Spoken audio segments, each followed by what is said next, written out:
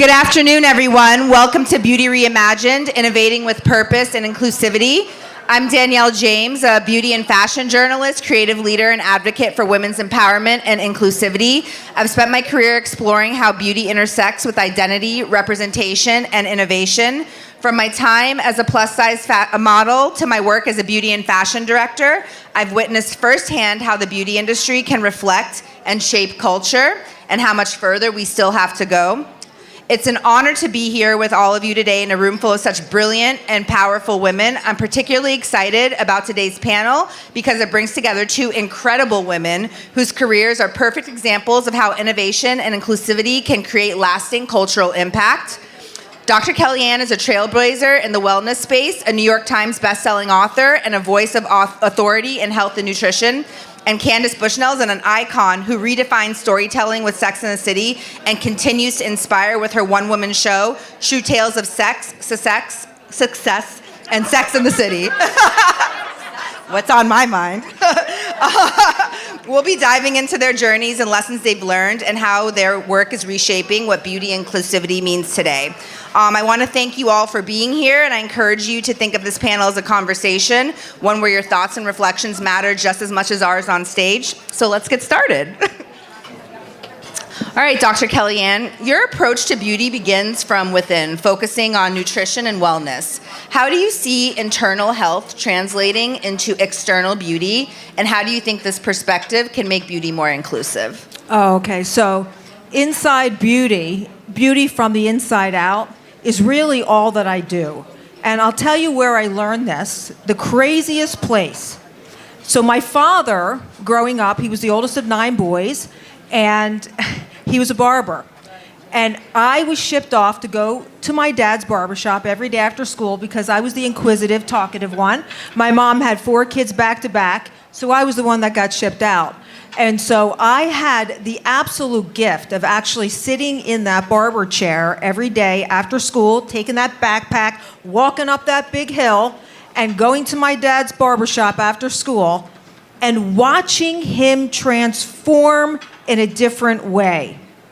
You know, people get slumped over in life, and life beats them down. And there's those people out there, this is what I've learned, and this is what I hope that you all really hear. There are people out there that can, bam, turn that light on and just set you back on fire. And what I learned about beauty, about transformation, was watching my father. A little snip of the hair, the more perked up, the more alive. And they literally got up from that chair, and there was a beauty that radiated from within. And that's how I began to define beauty, and I began to understand transformation, and that it was so much more than just an outwardly thing. I love that. That was a really thoughtful and great answer. Thank you. Candace, for you, I would love to know, your stories have really redefined how we talk about beauty and individuality, and also how people just view New York City as a place. How has your understanding of beauty evolved over the years, and how do you bring those insights into your work today? Oh, well, that's a good question. First of all, I want to apologize. I was supposed to be Peter Thomas Roth, who really knows a lot about beauty, but he was sick, so he asked me at the last minute if I would replace him.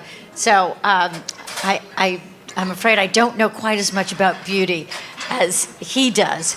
But beauty is certainly an important aspect of all our lives. And I mean, one of the realities is that beauty has a lot of value, not just in our culture, but in all cultures around the world. But I think it's really about doing the best that you have with the cards you've been dealt. And, in a place like New York City, people, pursue beauty a lot, especially there's a lot of grooming. And grooming is something that, because I grew up in the 70s, we just didn't do. We didn't blow dry our hair. There was a phase when women didn't shave their legs, and they didn't shave under their arms. And, really being all natural what was really important. And of course now grooming is huge, not just for women, but for men. And I don't know exactly where I'm going with that, but these Sounds are just good. I don't know. all observations of what we do as human beings. And one of the things that I've really noticed is social media has, at one time beauty was something that pretty much went through men.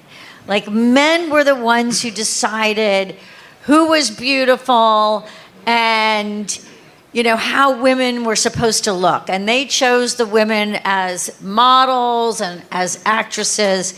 And now I feel because of social media, those gatekeepers are gone, which is fantastic. And women are able to define what's beautiful to them. Mm-hmm.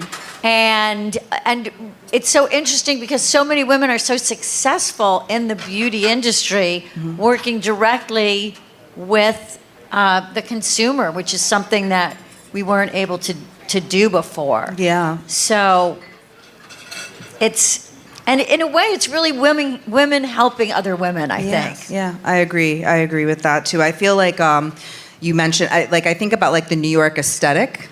Like the New York aesthetic is very groomed. I don't think I even got my hair blown dry until sometime in the mid-90s. And I remember I had this girlfriend, my Charlotte, and we never got our hair blown dry. And we were always like, why do we go to parties? Why does everyone else's hair look so much better than ours?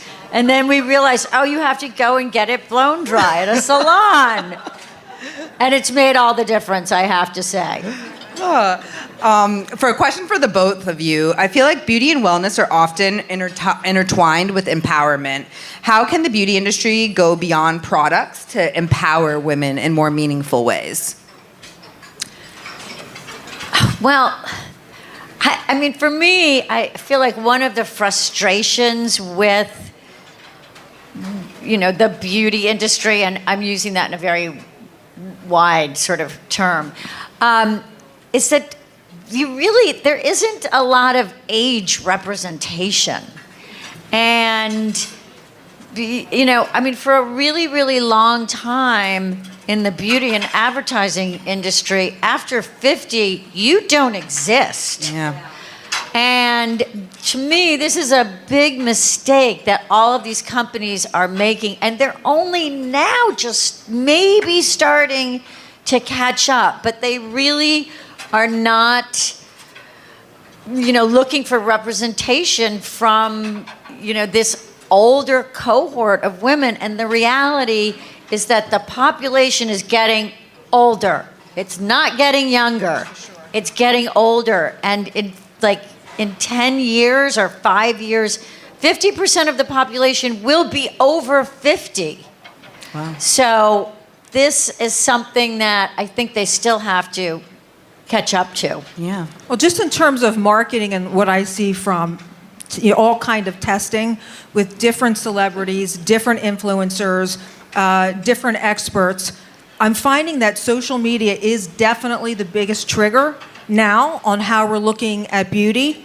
And if you mark on TikTok, for instance, all of the trends that they have, what is this skin, where the glass skin and the skin loading and all of these different face smoothies, all of these different things, they're actually creating brands with all of these things that they're showing on social media. And what we're finding with testing now is older women are starting to work better.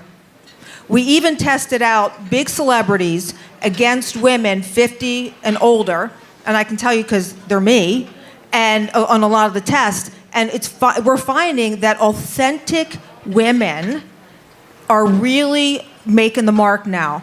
So for those companies out there that are trying other ways to market beauty, it's really starting to fall on its face. There is this huge intersection now between beauty and wellness. And the people that are not crossing over, they're not the ones that are rising to the top.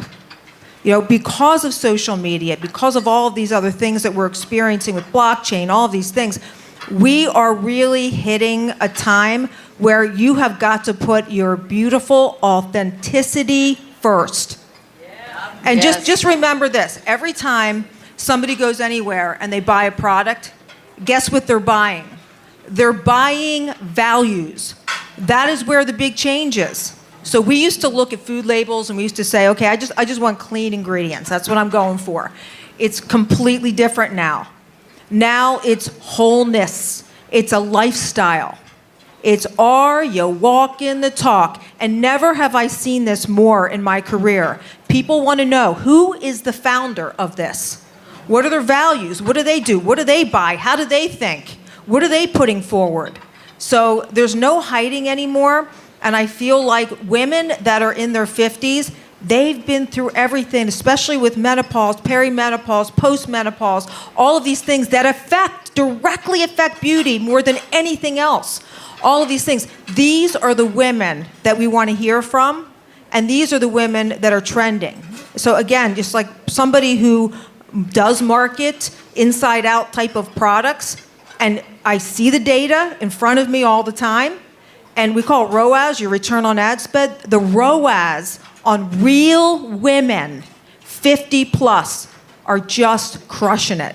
So it's starting to emerge now, value-based. Yeah, I really hope that brands don't look at this as a trend, though, right? I feel like that happened, especially with plus-size modeling early. People would put it on the runway to be headline, but I'm people need to speak to this demographic consistently. I think that there's been this real allure with Gen Z, which is great, right? Younger shoppers, I understand, but I think that we have so much to learn, and there's still so much education to be done. Even when I think about women's health, women's reproductive rights, things of those kinds of natures, people just don't even learn these things in school. A lot of times, when we're talking now about perimenopause, menopause, a lot of times women don't even know what's happening until it's happening because no one has really taken the time to educate it and put it in our cultural zeitgeist so people know about these things. But what's in the zeitgeist? I just have to say this one more thing. If you study social trends and social media, you see a lot of mother-daughter teams now. So you see on social media, the mom is with their daughter. You see on, advertising. So there's starting to be that crossover where people, it's elders, so to speak. There is a sense and reference for who they are, their mission, their story, and their backstory. There's something about a backstory of a person, what they've been through, is really, it's starting to make a lot of sense, even with the Gen Zers. Yeah. I want to talk to you, Candace. Your one-woman show, True Tales of Sex Success and Sex in the City, really delves into relatable and under-discussed topics like divorce, dating after divorce, menopause, female friendships. How do you see these conversations redefining beauty and empowerment for women, especially as we move towards a more inclusive and purpose-driven view of what it means to feel beautiful at every stage of your life? Right. Well, I think when you're young, being beautiful has a lot to do with reproduction, in a way. I mean, we still live in a world, unfortunately, out of the 1%, which means now you have a net worth of $13.5 million. Out of that 1%, 3.5% are women who made their own money. And that is shocking and terrible. So the message really to women is that if you want to be rich, the best way to get rich is still to marry a rich man. And that, to me, is really wrong. So when you're young and, obviously there's an instinct of, I've got to be beautiful to attract men. And I see this in young women. Once you go through menopause and you're actually postmenopausal, that very much changes because you are not reproductive. You are not getting a man because you're going to have his baby. And you have to look at yourself and your life in a completely different way. It's almost 180 degrees from everything that you were taught as a little girl to being a grown-ass woman and realizing that, yes, you want to look good. You don't necessarily want to look like you're 25 because, number one, you probably can't unless you have a ton of plastic surgery. But it's really about looking good but feeling confident, and you're looking good because it's a healthy thing to do. Bingo. And you know, they've done so many studies with people in hospitals and people who are sick, et cetera, and it's exactly what you were talking about, that taking time for your appearance is really a great sign of mental health. Yes. So that's really what it's about. And I think it's about being healthy. And then at the same time, you know, it's working within, you know, what are your natural attributes? Because we're all different, and it's all about finding your own, it's like finding your own beauty routine, really, and what works for you. I feel like beauty often gets a bad name because we automatically think like makeup and like beauty truly is wellness, and beauty is bigger. I mean, it's honest, like the first people see when they look at you, they see you, right? So it does matter.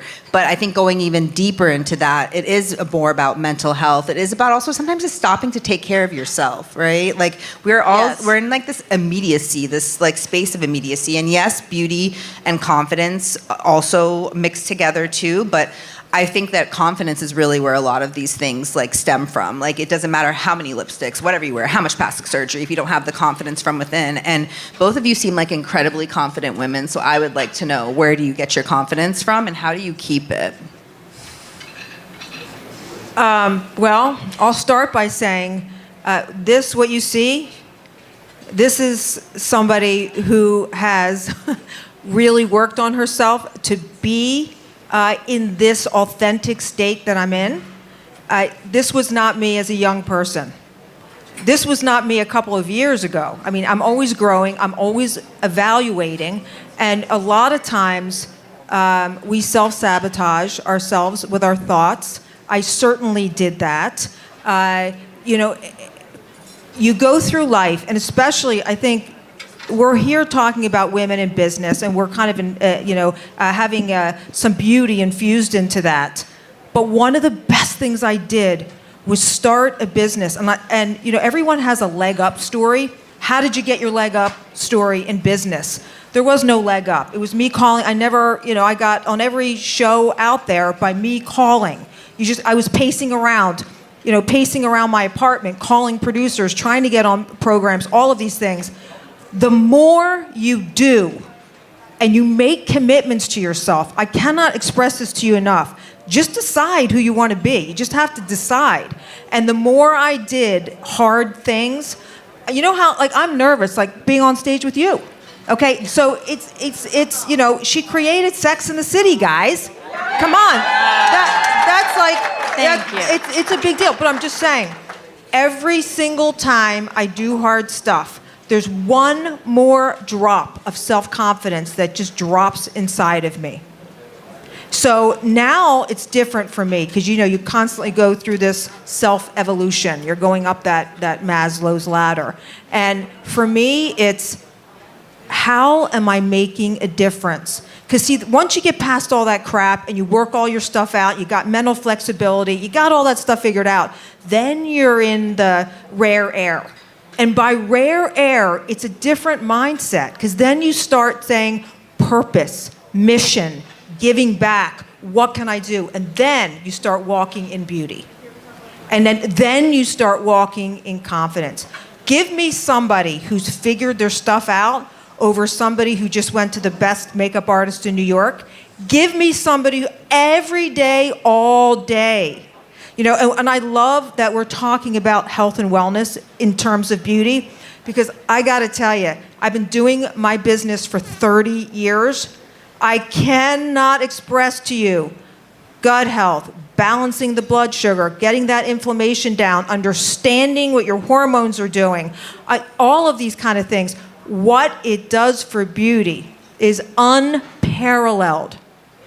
There's nothing that you can do here that you need foundational beauty. That's the key. So the most elegant women I see, elegant and confident in their shoes, they're the ones that have that foundational beauty. And, it starts with you. So I love that foundational beauty, right? Wasn't that good, guys? Yes, that's great. Yeah.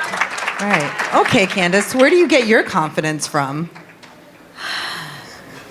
Probably trying not to care that much. No. yeah.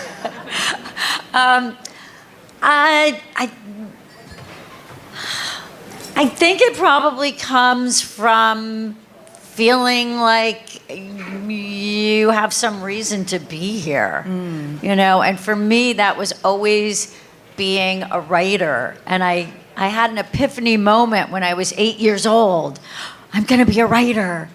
And that's really been my guiding light. It's just, doing things that are creative. And, the reality is I don't feel all that confident, all the time. I have plenty of nights going to sleep with horrible FOMO. Yeah. Really. But it's just continuing and just keep trying. Yeah. Yeah. So Continuing and keeping trying. yeah, keep trying. I saw this documentary about Martha Stewart, Yeah, that was good. and it was so interesting because there was a moment when she was in jail, and she said, "I can't let them get me down. I have to go back to doing what my purpose is." And really, her purpose was teaching. It's teaching people how to do things. And she ended up encouraging the other women she was in prison with, to do their creativity and to do their crafts, etc. And she taught them everything that she knew. So I always think, that's, it's really about exercising and pursuing what you feel your mission is. It always comes back to mission, I swear. At the end of the day, it's like somehow how you feed in your soul. Yeah. It does. I mean, this was such a great conversation. Purpose, mission, being. Thank you guys both for being here today. Thank you so much to the WEDO organization for having us. And thanks. Thank you, Danielle.